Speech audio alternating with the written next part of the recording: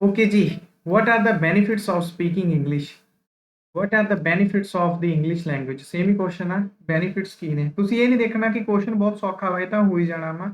ਇਹ ਦੋਨੇ ਪੈਰਿਆਂ ਦੇ ਵਿੱਚ ਇਹਨਾਂ ਨੂੰ ਇੱਕ ਸਕਿੱਲ ਦੇ ਨਾਲ, ਇੱਕ ਆਰਟ ਦੇ ਨਾਲ ਲਿਖਿਆ ਗਿਆ ਵਾ। ਤੁਸੀਂ ਉਹ ਇੱਕੋ ਚੀਜ਼ ਸਿੱਖਣੀ ਆ। ਦੇਖੋ, ਜੇ ਤੁਹਾਨੂੰ ਪੈਰਾਗ੍ਰਾਫ ਬਣਾਉਣਾ ਆ ਗਿਆ, ਚਾਹੇ ਐਗਰੀ ਡਿਸਐਗਰੀ ਬੋਥ ਵੀ, ਜਿੱਥੋਂ ਦਾ ਮਰਜ਼ੀ ਕੋਈ ਵੀ ਕੁਐਸਚਨ ਆਵੇ ਤੁਸੀਂ ਲਿਖ ਦੋਗੇ।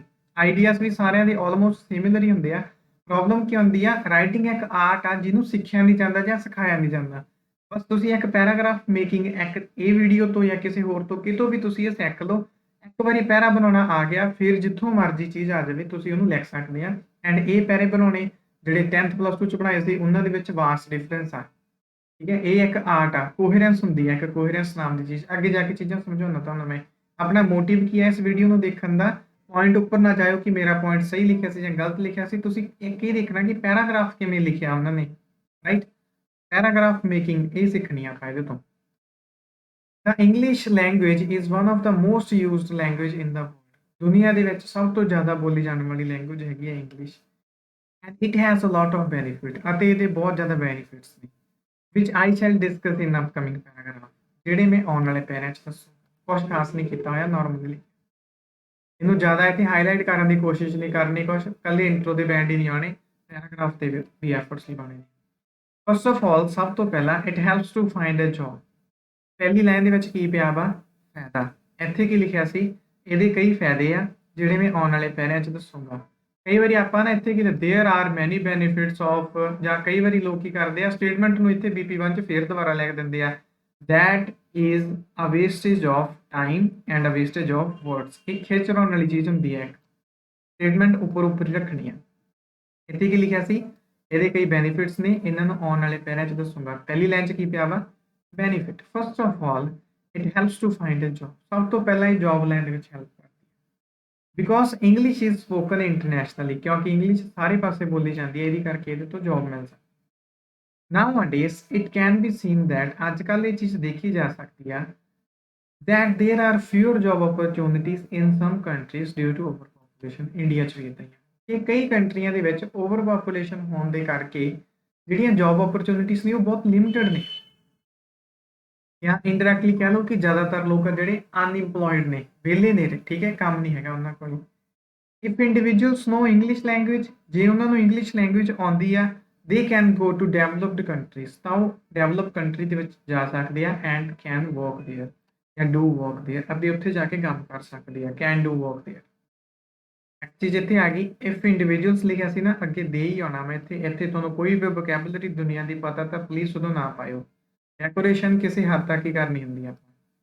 If individuals know the English language, ਉਹਨਾਂ ਨੂੰ ਪਤਾ ਵਾ ਤਾਂ ਦੂਸਰੀ ਕੰਟਰੀ 'ਚ ਜਾ ਸਕਦੇ ਆ। ਅੱਗੇ ਕੀ ਲਿਖਿਆ ਹੈ? Comparison. On the other hand, if they do not know the English language, ਜੇ ਉਹਨਾਂ ਨੂੰ ਇੰਗਲਿਸ਼ ਦੀ ਲੈਂਗੁਏਜ ਨਹੀਂ ਪਤਾ, they have to stay in their country, ਉਹਨਾਂ ਨੂੰ ਆਪਣੀ ਕੰਟਰੀ 'ਚ ਰਹਿਣਾ ਪਊਗਾ, ਜਾਂ ਕੋਈ ਛੋਟੀ ਮੋਟੀ ਲੇਬਰ ਦੀ ਜੌਬ ਕਿਸੇ ਦੂਸਰੀ ਕੰਟਰੀ 'ਚ ਜਾ ਕੇ ਕਰ ਲੈਣਗੇ। Thus it is very difficult for them to complete their desire। desires ਫਿਰ ਕੰਪਲੀਟ, ਡਿਜ਼ਾਇਰ ਤਾਂ ਬਹੁਤ ਦੂਰ ਦੀ ਗੱਲ ਆ, ਨੀਡਸ ਹੀ ਨਹੀਂ ਪੂਰੀਆਂ ਹੁੰਦੀਆਂ। Because of fewer job opportunities. ਠੀਕ ਹੈ, ਮੈਂ ਕੀ ਲਿਖਿਆ ਸੀ? ਇੰਗਲਿਸ਼ ਤਾਂ ਉਹਨੂੰ ਜੌਬ ਦਿੰਦੀ ਆ। ਕਿਵੇਂ ਦਿੰਦੀ ਆ ਜੌਬ? ਅੱਜ ਕੱਲ੍ਹ ਕਾਫੀ ਕੰਟਰੀਆਂ ਦੇ ਵਿੱਚ ਜੌਬ ਓਪਰਚੁਨਿਟੀਜ਼ ਹੈ ਨਹੀਂ ਗੀ। ਜੇ ਲੋਕਾਂ ਨੂੰ ਇੰਗਲਿਸ਼ ਆਉਂਦੀ ਆ ਤਾਂ ਉਹ ਦੂਜੀ ਕੰਟਰੀ 'ਚ ਜਾ ਕੇ ਜੌਬ ਕਰ ਸਕਦੇ ਆ। ਜੇ ਉਹਨਾਂ ਨੂੰ ਇੰਗਲਿਸ਼ ਨਹੀਂ ਆਉਂਦੀ ਤਾਂ ਉਹਨਾਂ ਨੂੰ ਆਪਣੀ ਕੰਟਰੀ 'ਚ ਹੀ ਰਹਿਣਾ ਪੈਣਾ ਵਾ। ਫਿਰ ਉਹਦੇ ਨਾਲ ਉਹਨਾਂ ਦੀਆਂ ਜ਼ਰੂਰਤਾਂ ਨਹੀਂ ਪੂਰੀਆਂ ਹੋਣੀਆਂ, ਔਖਾ ਹੋ ਜਾਣਾ ਕੰਮ। ਠੀਕ ਹੈ ਜੀ। Therefore I believe that English is very helpful. English ਇੱਕ ਹੈਲਪ ਕਰਨ ਵਾਲੀ ਚੀਜ਼ ਆ, ਕਿਉਂਕਿ it helps people to find a job, ਕਿਉਂਕਿ ਇਹ ਲੋਕਾਂ ਨੂੰ ਜੌਬ ਫਾਈਂਡ ਕਰਨ 'ਚ। ਕਲੀਅਰ ਹੋਇਆ? ਦੇਖੋ, ਇਹਨੂੰ ਦੁਬਾਰਾ ਤੋਂ ਦੁਬਾਰਾ, ਦੁਬਾਰਾ ਤੋਂ ਦੁਬਾਰਾ ਇੱਕ ਪੜ੍ਹੋ। ਹੋ ਸਕਦਾ ਇਹੀ ਪੈਰਾ ਸੀ ਜਿਹਨੇ ਤੁਹਾਡੀ ਸਾਰੀ ਰਾਈਟਿੰਗ ਚੇਂਜ ਕਰਤੀ।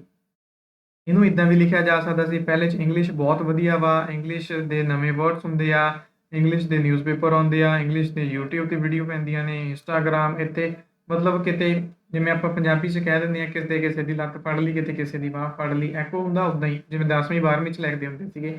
ਇੱਕ ਹੈਗਾ ਇੱਦਾਂ, ਇਹਨੂੰ ਕਹਿੰਦੇ ਆ ਕੋਹੇਰੈਂਸ ਦੇ ਵਿੱਚ ਲਿਖਣਾ। ਠੀਕ ਹੈ ਜੀ।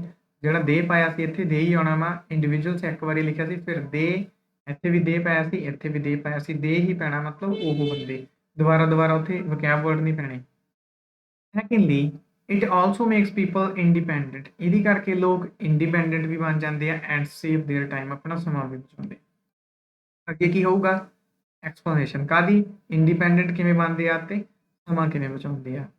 5 ਬੈਂਡ ਵਾਲੇ ਐਸੇ ਵੀ ਹੁੰਦੇ ਆ 5.5 ਉਹ 'ਚ ਅਗਲੇ 'ਚ ਕੀ ਲਿਖਿਆ ਹੁੰਦਾ ਇੱਥੇ ਟਾਈਮ ਬਚਾ ਲਿਆ ਅੱਗੇ ਜਾ ਕੇ ਕੁਛ ਹੋਰ ਬਚਾ ਲਿਆ ਤੀਜੇ 'ਚ ਕੁਛ ਹੋਰ ਚੌਥੇ 'ਚ ਕੁਛ ਹੋਰ ਉਹਨੂੰ ਕਹਿੰਦੇ ਨੇ ਰੈਂਡਮ ਲਾਈਨਸ ਜਿੱਥੋਂ ਆਇਆ ਦਿਮਾਗ 'ਚ ਕੁਛ ਵੀ ਲਿਖਤਾ।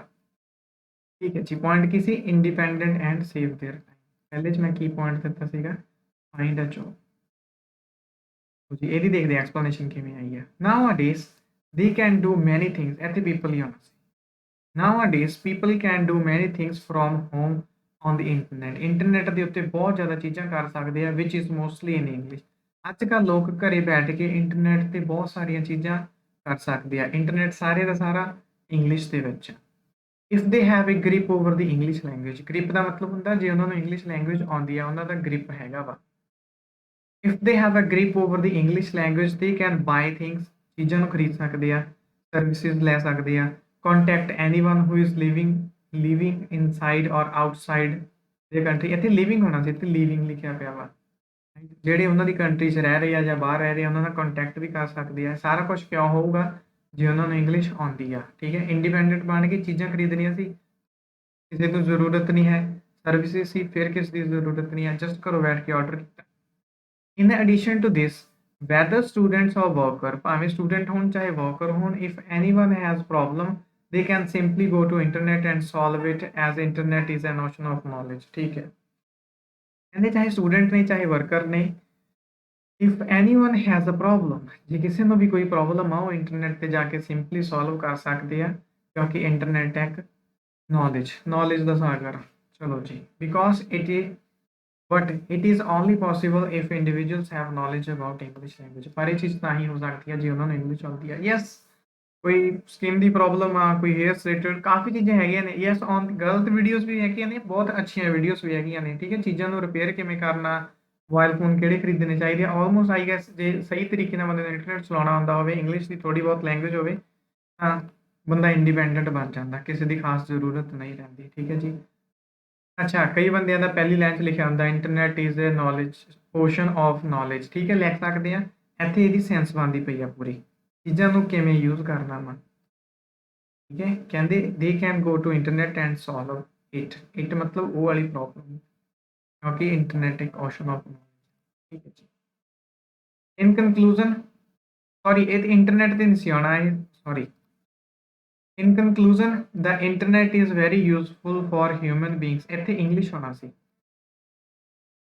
In conclusion, English is very useful for human beings because it helps them to find a job. ਕਿਉਂਕਿ ਇਹਦੇ ਨਾਲ ਉਹਨਾਂ ਨੂੰ ਜੌਬ ਮਿਲਦੀ ਹੈ and secondly makes them independent and save a lot of time. ਠੀਕ ਹੈ ਹੋ ਸਕਦਾ ਹੈ ਇਹੀ ਐਸਐਸਸੀ ਚ ਨੇ ਤੁਹਾਡੀ ਰਾਈਟਿੰਗ ਚੇਂਜ ਕਰ ਦਿੱਤੀ ਹੋਵੇ ਹੋ ਸਕਦਾ ਪਹਿਲਾਂ ਤੁਸੀਂ ਵੀ ਉਹੀ ਸੀ ਕਿ ਪਹਿਲੇ 'ਚ ਇਹ ਹੁੰਦਾ ਦੂਜੇ 'ਚ ਉਹ ਹੁੰਦਾ ਤੀਸਰੇ 'ਚ ਪਹਿਲੀ ਲਾਈਨ ਦਾ ਦੂਸਰੇ ਨਾਲ ਰਿਲੇਸ਼ਨ ਹੈ ਨਹੀਂ ਦੂਸਰੇ ਦਾ ਤੀਸਰੇ ਨਾਲ ਰਿਲੇਸ਼ਨ ਹੈ ਨਹੀਂ ਇਹਦਾ ਮਤਲਬ ਆਪਣੀ ਰਾਈਟਿੰਗ ਦੇ ਵਿੱਚ ਕੋਹਰੈਂਸ ਹੈ ਨਹੀਂ ਆਪਣੇ ਦਿਮਾਗ 'ਚ ਜੋ ਵੀ ਕੁਛ ਆਈ ਜਾਂਦਾ ਆਪਾਂ ਉਹੀ ਕੁਛ ਲਿਖੀ ਜਾਂਦੇ ਆ ਪਰ ਇਹ ਕੋਈ ਸਕਿੱਲ ਨਹੀਂ ਹੈਗੀ ਰਾਈਟ ਜੋ ਵੀ ਕੁਛ ਲਿਸਟ ਤਾਂ ਬੰਦਾ 10ਵੀਂ ਵਾਲੇ ਵੀ ਬਣਾ ਸਕਦਾ ਜਿਹੜੇ ਠੀਕ ਠਾਕ ਸਕੂਲਾਂ 'ਚੋਂ ਪੜ੍ਹੇ ਹੋਏ ਆ ਆਪਾਂ ਨੂੰ IELTS ਦੇ ਵਿੱਚ 6 ਬੈਂਡ ਚਾਹੀਦੇ ਆ ਤਾਂ we need to show them a skill ਆਪਾਂ ਨੂੰ ਉਹਨਾਂ ਨੂੰ ਇੱਕ ਸਕਿੱਲ ਸ਼ੋ ਕਰਨੀ ਪੈਣੀ ਆ ਕਿ ਹਾਂ ਸਾਨੂੰ ਗੱਲ ਹੈ ਕਿ ਉਹਨੂੰ ਕਲੀਅਰ ਕਰਨਾ ਆਉਂਦਾ ਕਲੀਅਰ ਕਰਨਾ ਐਕਸਪਲੇਨੇਸ਼ਨ ਲਿਖਣਾ ਛੋਟੀ ਛੋਟੀ ਚੀਜ਼ ਨਹੀਂ ਹੈ ਕੋਈ ਥੋੜੀ ਟਾਈਮ ਲੱਗਦਾ ਇਹਦੇ 'ਚ ਮਿਹਨਤ ਲੱਗਦੀ ਹੈ ਰਾਈਟ ਔਰ ਮੈਨੂੰ ਇੱਕ ਵਾਰੀ ਸਕਰੀਨਸ਼ਾਟ ਲੈ ਲਓ ਦੁਬਾਰਾ ਤੋਂ ਦੁਬਾਰਾ ਦੇਖੋ ਇਹਨੂੰ ਆਪ ਪੜ੍ਹੋਗੇ ਤੁਹਾਨੂੰ ਜ਼ਿਆਦਾ ਪਤਾ ਲੱਗੂਗਾ ਠੀਕ ਹੈ ਜੀ ਬੇਸਿਕ ਮੇਰਾ ਪਰਪਸ ਕੀ ਆ ਆਪਾਂ ਇਦਾਂ ਦਾ ਐਸੇ ਲਿਖਣਾ ਜਿਹਦੇ ਵਿੱਚ ਪੁਆਇੰਟ ਨੂੰ ਅੱਗੇ ਦੀ ਅੱਗੇ ਐਕਸਪਲੇਨ ਕੀਤਾ ਹੋਵੇ ਉਹਦੀ ਕਲੈਰਿਟੀ ਦਿੱਤੀ ਹੋਵੇ